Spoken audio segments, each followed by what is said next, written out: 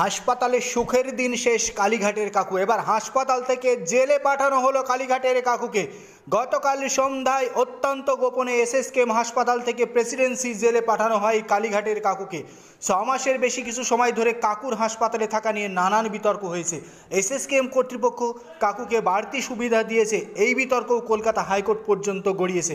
কারণ কালীঘাটের কাকু পেডিয়াট্রিক বেড দখল করেছিলেন, বাচ্চাদের বেড দখল করে এসএসকেএমে চিকিৎসারত অবস্থায় ছিলেন এই কালীঘাটের কাকু। তারপরে তাকে নিয়ে জোকা ইএসআই হাসপাতালে তার ভয়েস টেস্ট করে এনফোর্সমেন্ট ডিরেক্টরেট, সেই জলগড়াই আদালতে। তারপরেও দিব্যি এসএসকেএমের বেড দখল করে বহাল তবিয়েতে ছিলেন এই কালীঘাটের কাকু। এবার তাকে অত্যন্ত চুপিসারে প্রেসিডেন্সি জেলে স্থানান্তর করা হলো। গতকাল সোমবার সন্ধ্যায় প্রেসিডেন্সি জেলে নিয়ে যাওয়া হয় কালীঘাটের কাকুকে।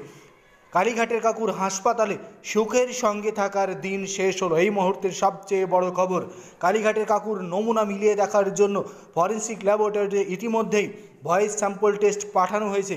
খুব শীঘ্রই কালীঘাটের কাকুর ভয়েস স্যাম্পল টেস্টের রিপোর্ট এসে পৌঁছাবে ইডির হাতেই। তারপরেই কার্যত বড়সড় পদক্ষেপের পথে হাঁটবে এনফোর্সমেন্ট ডিরেক্টরেট। এই মুহূর্তের সবচেয়ে বড় খবর, দীর্ঘদিন অসুস্থতার নাটক করে এসএসকেএমের বেড দখল করেছিলেন এই কালীঘাটের কাকু। এবার তাকে প্রেসিডেন্সি জেলে যেতেই হলো।